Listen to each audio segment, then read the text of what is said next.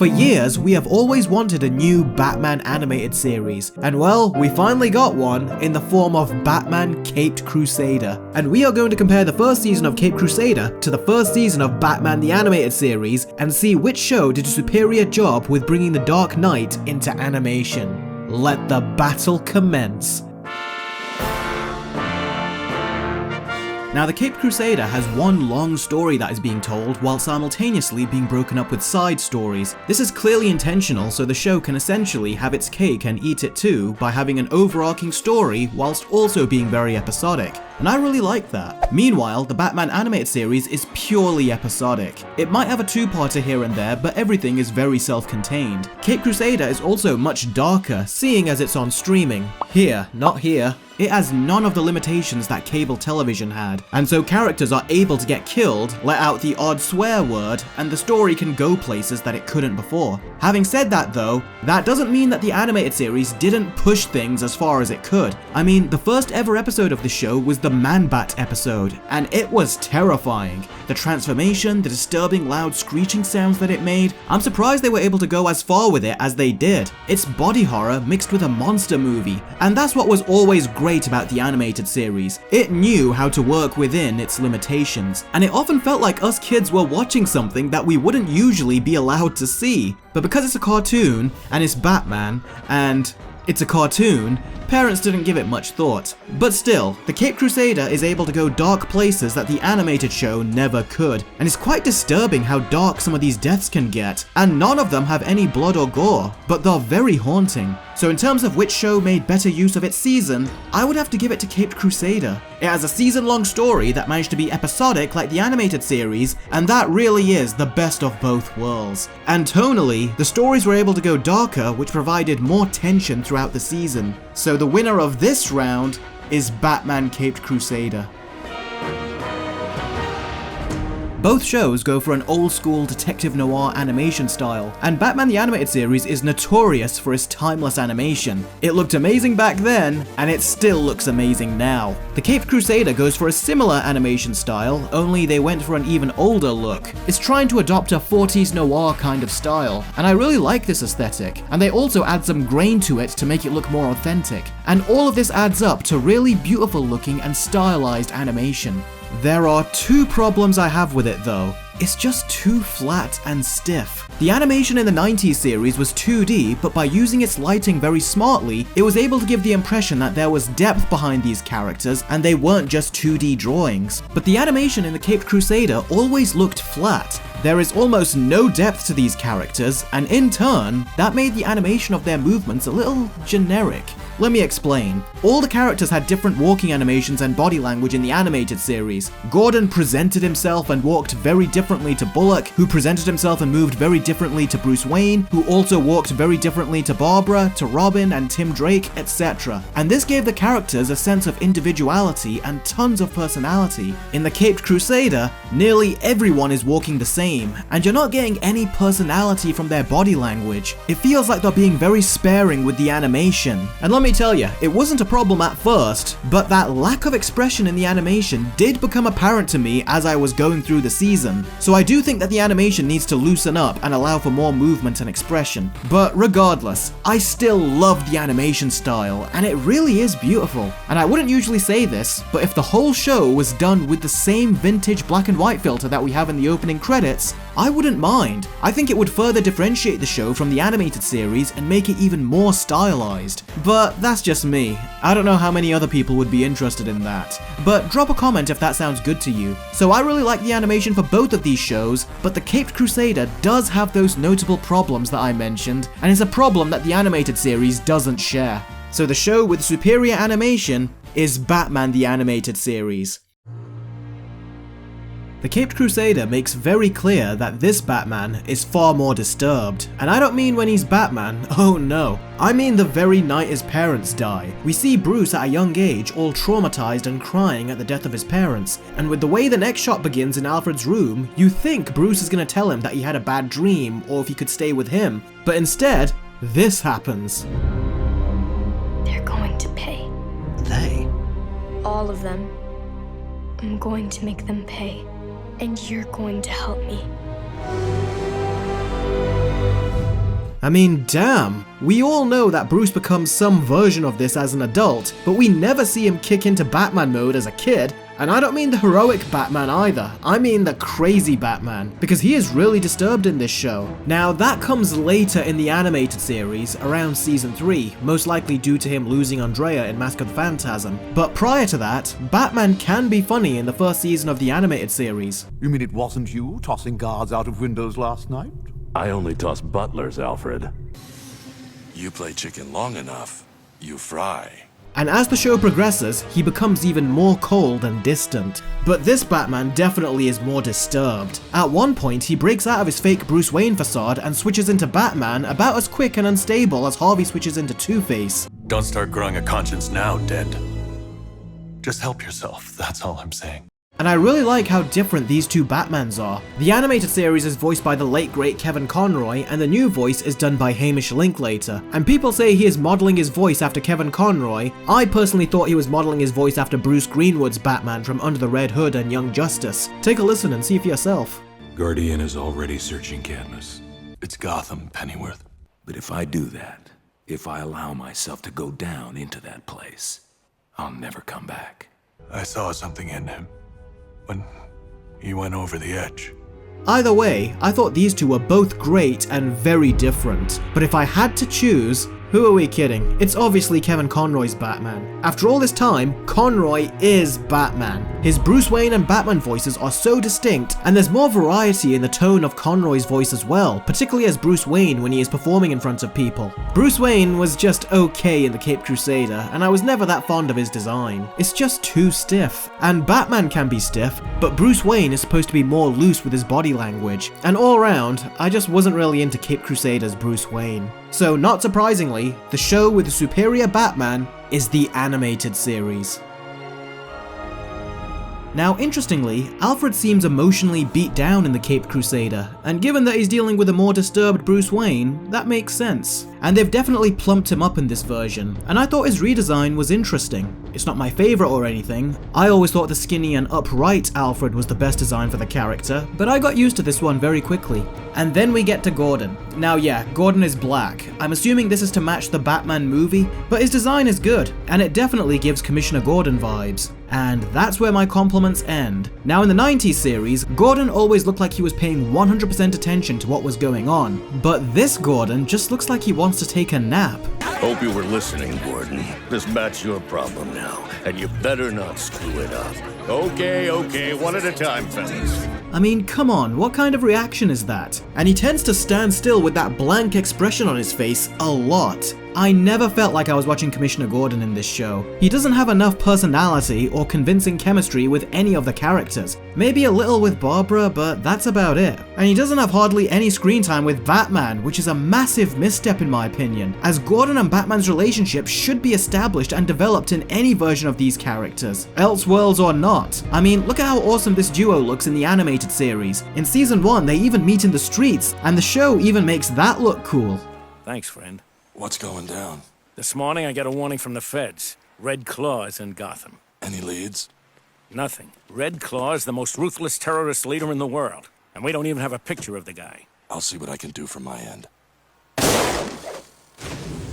But in the Caped Crusader, their relationship takes such a back seat that I never felt the camaraderie between these two. And when they do appear on screen and talk to each other, I felt nothing. And this is the first time where I didn't see the buddy cop dynamic between Batman and Gordon. Many of the characters don't have the personality or charisma that they had in the 90s series. Commissioner Gordon, Bullock, Barbara, Montoya, and many more, all these characters were incredibly memorable and left their iconic stamp in the animated series. But these characters are pretty forgettable and don't have anywhere near as much personality. In fact, if we didn't have Batman the Animated Series and this is all we got, I can guarantee you that they would not have taken off with viewers like they did with the animated series. I mean, Bullock, who stands out so well in the animated series, just blends in with all the other corrupt cops. Flass fares better, but is still not great. Montoya wasn't in the animated series as much. She was primarily in the background and had a few moments. And in the Caped Crusader, she has been given a lot more to do, as she initiates her own investigations. And as a character,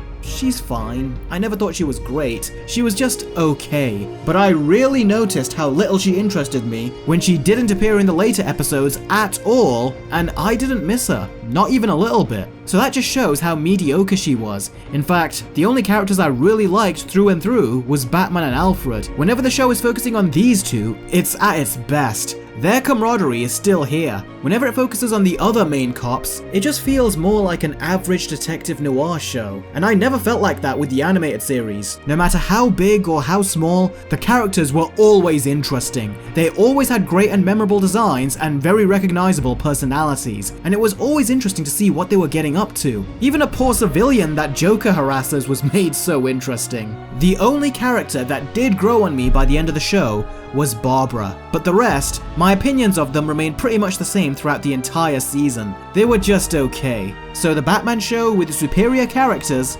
is the animated series.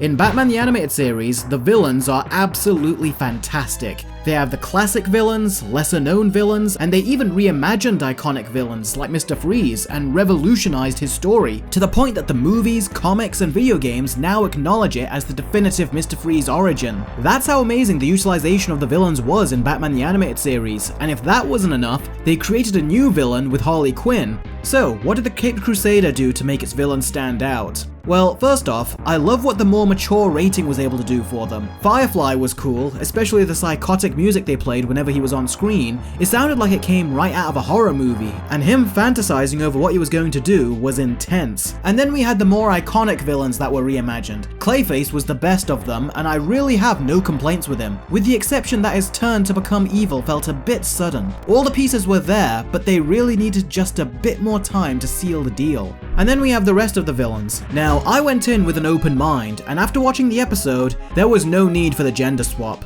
It was done for the sake of being done, and anytime they said the Penguin and then followed it up with her and she, it kept throwing me off. It's like you're doing something in reverse and your mind has to adjust to it. And as I was processing that, I would miss the dialogue, and I actually had to rewind it to hear what they said. It was not a fun adjustment, and the change did not work. This was just change for the sake of change, which is a shame because I would have liked to have seen a 40s noir male Penguin in the show, but we'll never get to see that unfortunately. The Penguin in the animated series is far superior and more faithful to what the character is, and as well as showing the villainous side, they even show a more vulnerable side to him as well, and I found him to be far superior. Now, Catwoman's costume in the Caped Crusader looked fine at first, but as soon as she starts running and fighting in it, it looked so ridiculous. I know it's from the comics, but still. Now thankfully, you get used to it the more you watch, and you slowly realize it is quite fitting, because this Selina is not as cunning and strategic as the Selina in the animated series. She's essentially a spoiled brat in this one who tries to use her flirty mannerisms to get what she wants. Only difference being, in this show, everyone is on to her tactics and doesn't fall for it.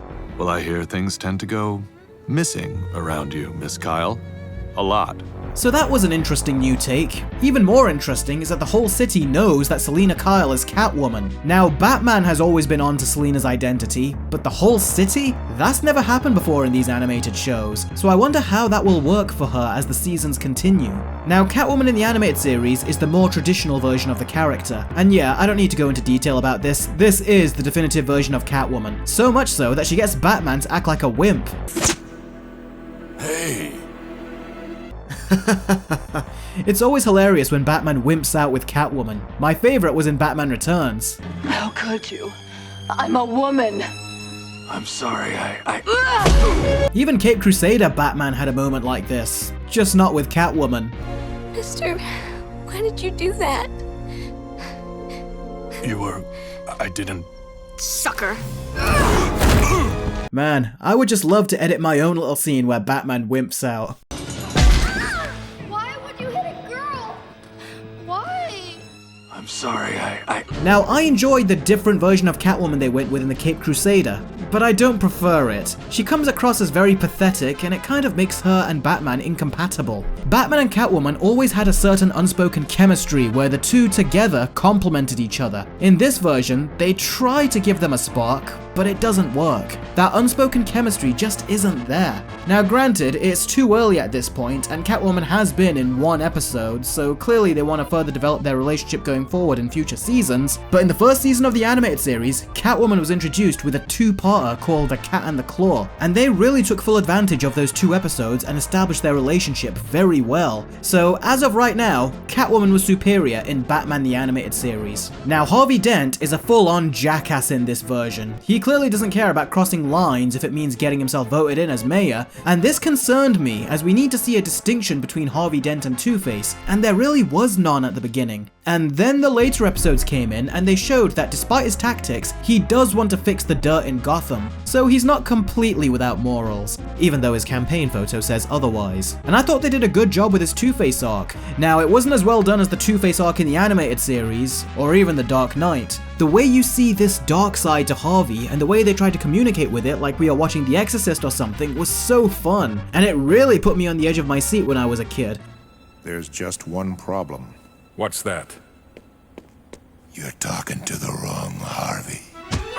And the Caped Crusader couldn't really compete, but having said that, there was stuff to enjoy about this different version. I like how brutal he is and his journey of revenge, but his multiple personalities comes out of nowhere and doesn't feel fleshed out. So it was fun to watch him go crazy, but it didn't feel like we got here naturally with good writing, and I wasn't a fan of his Two-Face design. I mean, it's okay, but not as creative as it could have been, and this seems to be a common criticism by people. And I also wasn't a huge fan of Harvey Dent's design. His snarkiness and smugness always reminded me of Artie from Mask of the Phantasm. So I offered him double or nothing.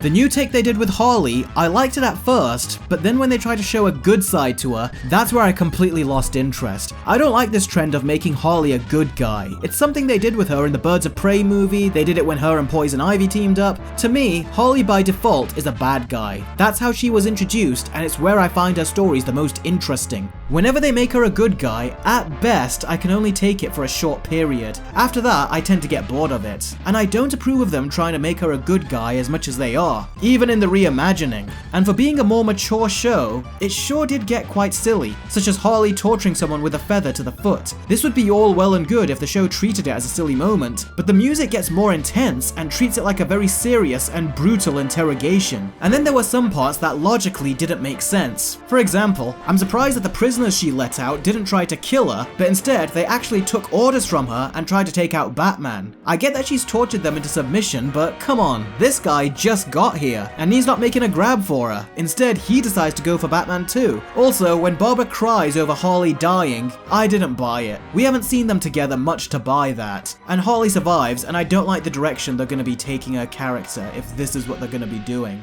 And we have plenty of other villains, but these are the biggest ones. It really is a mixed bag in terms of quality, but when all is said and done, there's no competing with the villains in the animated series. It did so much to develop them, and to this day, their impact can still be felt, with many people preferring them over all other incarnations. And although I enjoyed the reimaginings, mostly, in the end, it can't be denied, the show with the far superior villains is the animated series. Something I noticed in the Caped Crusader is that when people get punched, they don't get some black lines on their face like in the animated series, they have a red bruise, and that was a good extra detail, and you also get some more blood shown. Now in the 90s series, you would definitely see a surprising amount of blood as well, but they can show it in some more detail here, and they can go further with it too. And just knowing that gives this show more tension as well. There were even some strategic action scenes. I loved how the cops were using decoys to capture Batman. That was so funny, especially with Batman being able to figure them out. At one point, he mistook them for real crooks and fell for one of their traps, and they still weren't able to capture him. So the Caped Crusader had some fun action scenes like that. The animated series had a lot of fun action too, but not only would it get pretty ridiculous at times, such as Batman fighting off crocodiles and Terminator clown henchmen, but they couldn't show any proper violence either, and no one could die, which goes back to the limitations that the creators had to deal with at the time. And they dealt with it very well, but with the cuffs being off and the show being able to show the action as it was meant to be, the superior action would undoubtedly go to the Caped Crusader. Right?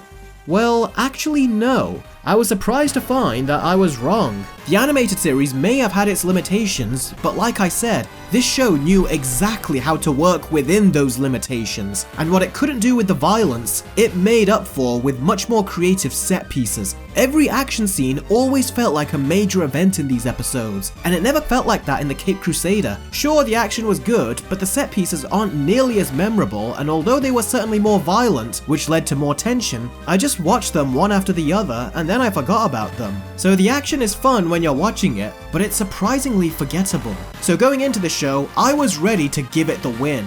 But after I saw them, and the more I thought about it, the action scenes were definitely more entertaining and memorable in Batman the Animated Series.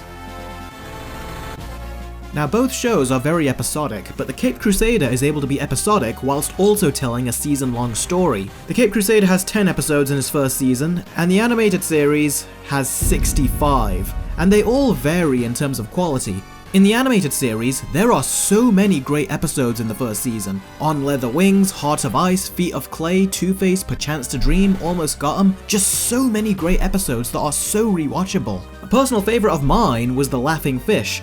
I used to find that episode hilarious as a kid, and it's still funny now. This scene in particular always cracks me up. Yummy, yum, yum. Eat it. Mr. J, I have this little problem with fish. Yum, yum, yum. Tasty, tempting, and of course, naturally low in cholesterol. As for Caped Crusader, the first 2 episodes were decent, but I couldn't see myself rewatching them. But episode 3 was the first genuinely good episode that I could see myself rewatching, because it felt like a more classic Batman the Animated Series episode. The first 2 were focusing so much on other characters to the point that Batman and Alfred felt like an afterthought, and there was an imbalance of screen time there. But thankfully, the balance was restored in this episode, and it was much better because of it. But then you get your weaker episodes in both shows. In the Caped Crusader, it was an episode with a ghost, and in the animated series, it was an episode with a grey ghost. And although I liked the concept of a ghost that steals from the poor, I thought it was a very silly episode, and it didn't fit the tone of the rest of the show, and to be quite frank, it concluded too quickly and the whole episode felt rushed. And Bruce, I know you're troubled and everything, but for the love of God, he's not the Grey Ghost, he's an actor. I used to admire what the Grey Ghost stood for. I'm not the Grey Ghost. I can see that now. What did I just say? I know a lot of people like this episode, but to me, I thought it was silly when I was a kid, and I still think it's silly now. But hey, it made for a good Easter egg in Arkham Knight. Honestly, aside from Catwoman, episodes 1 to 7 seem like the experimental episodes, and regardless of quality, I found that they had one thing in common. I can never see myself watching them again, which is not good because all the Batman animated shows I watched growing up are very rewatchable, but with the exception of episode 3, the Caped Crusader was not. That is, until we get to episode 8. Episode 8 was by far my favourite. This was the episode that felt the closest to Batman the Animated Series from beginning to end. It had heart, emotion, a creepy no-name villain that we hadn't seen before and yet had a tragic story. This is also the first episode in the new series where we see the more hopeful and sympathetic side to Batman, and it was beautifully told. And that problem I said with the characters having a lack of personality, that problem was nowhere to be found in this episode. And this is an episode that I can easily see myself watching again. In some ways, it reminded me a little of that baby doll episode in Batman the Animated Series, where so many bad things have happened and yet it manages to humanize the villain and end on a very tragic note. Now, I can totally understand if some people watching would be like, No, she deserved what she got. And I get that, really I do. But for me, I saw the tragedy of this situation and I felt bad for her, in the same way you feel bad for Baby Doll despite all the awful things she had done. And it even managed to put in a very good joke as well, without ruining the moment. And the kidnapped kids were all designed after previous Robins, which was a fun little Easter egg. This really was a fantastic episode and is my personal favourite of the season. And this was the first episode of this new series to easily get a 9 out of 10 from me. And then we have the final 2-part conclusion to the season, which is all about Two-Face, and it gives resolutions to certain character arcs that it was slowly building throughout the season. And even though it was better than the other experimental episodes, the problems weren't entirely gone. On the plus side, these last 2 episodes are the ones where I thought Barbara got better as a character. But Gordon, Montoya, Flass, Bullock, they still weren't doing it for me. And Two-Face's arc takes a turn that was decent when I watched it, but looking back, it wasn't a very good idea, and I questioned their choices there. So in terms of which show handled the episodic structure better, I have to give it to the Caped Crusader. It managed to be episodic whilst also building to a larger story, and I thought it accomplished that structure relatively well. But that is why the Caped Crusader won the story segment. But in terms of episodes, I thought Season 1 of Batman the Animated Series had a far higher number of great episodes than the Caped Crusader did. As I mentioned earlier, On Leather Wings, Heart of Ice, Feet of Clay, Two-Face, Perchance to Dream, Almost Got 'Em, Joker's Favor, The Laughing Fish. There are an endless amount of great episodes in the animated series, and Caped Crusader only had that one. So it's clear as day, the show with superior episodes is the animated series.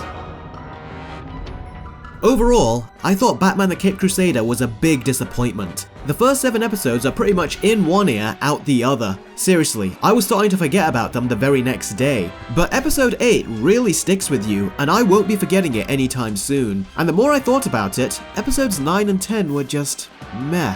It is definitely the first season, and I see a ton of room for improvement. I really hope they improve Gordon, make the animation more expressive, the characters more memorable, and I hope they make the next season more violent. Because even though these episodes are darker than the animated series was on television, I don't think it was as dark as Mask of the Phantasm, which was a theatrically released movie and was allowed to go darker. And I honestly thought it was more effectively violent than almost anything in this series. And a little more darkness could benefit this show a long way. But at the end of the day, the animated series is still king. Yeah, it has some episodes that aren't as good as others, and some that are just not good, but they had 65 episodes to make in one season. 65 episodes! It's a freaking miracle that they were able to make good episodes, let alone amazing ones, and rather embarrassingly, the Caped Crusader with its measly 10 episodes just couldn't compete. It's time for the scores. Batman the Animated Series Season 1 gets a 9 out of 10, and the Caped Crusader gets a mediocre 5. I think the big point against the series is that Paul Dini is not a part of it. He wrote some of the animated series' most iconic episodes, created Harley Quinn, and he also wrote the first 2 Batman Arkham games. And his contributions to the writing is why people consider these to be adult versions of the animated series, and his absence really hurt this show. So if I greenlit this show, he is the first person I would have hired. But instead, they went to Bruce Timm. They always go to Bruce Timm, who in recent years has had a controversial history with Batman to say the least, and has gone downhill in the eyes of many fans, as the choices he makes are done with a complete lack of taste. And with his recent interview about why he gender-bent the Penguin, he has not changed. If anything, he has gotten worse. The guy's a wimp. Batman the Caped Crusader attempts to continue the legacy of the original Batman the Animated Series, but fails to establish itself as a true continuation, instead presenting itself as merely inspired by the original. And that is its biggest problem, because the show is at its best when it's closest to the original series. I'm all for trying something different, but after seeing what this show's version of different is, I'd rather go back to the original stuff. And that means bringing back Paul Dini and Alan Burnett, so they can join Bruce Timm and go back to their original animated series methods of storytelling and character development, albeit with less restrictions. Because those 3 as a team has resulted in the best Batman animated series of all time, and what even many consider to be the best Batman movie of all time. And Warner Brothers actually wanted Bruce Timm to revive the animated series, but he turned them down for this. I don't know why Bruce Timm is the only guy they turned to, and if he turned it down, then they should have gone to Paul Dini and Alan Burnett. They would have continued it. The 2 are already continuing it in comic book form, so they could have picked up the slack and continued it in animated form if Bruce Timm wouldn't. But no, Bruce Timm apparently wanted to do something different, and well, it has resulted in this. Amidst all these changes that Hollywood keep making, there's this old saying, if it ain't broke, don't fix it. Christopher Nolan's Dark Knight trilogy and Matt Reeves' The Batman are prime examples of this. They made so many changes, but everything still felt familiar. But this show doesn't. They make so many changes and none of them are better. Compare that with the animated series that took characters like Mr. Freeze, who were generic villains in the comics, and changed them for the better. My God. Yes. It would move me to tears if I still had tears to shed. The Caped Crusader has no such example, and throughout this show, Batman does feel surprisingly absent, and the mediocre cops take the spotlight. I mean, I appreciate their ambition, but Batman still needs to be the center of attention, and there were quite a few episodes where he just wasn't, and I feel like the show suffered because of it. After watching Caped Crusader, I rewatched episodes of Batman the Animated Series, and I even rewatched Batman Mask of the Phantasm in beautiful 4K, and I realized something. 30 plus years later, and we're all still rewatching Batman the Animated Series. But 30 plus years from now, will we still be watching Caped Crusader? Let me know your answer in the comments below. But in my opinion, I don't think we will.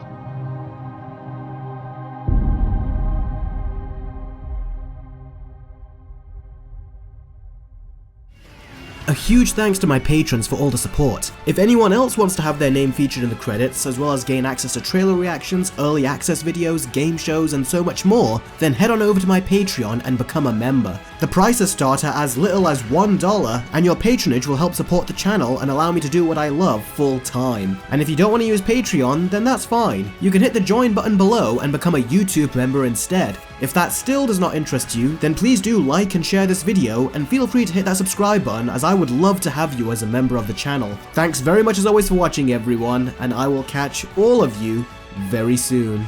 Take care.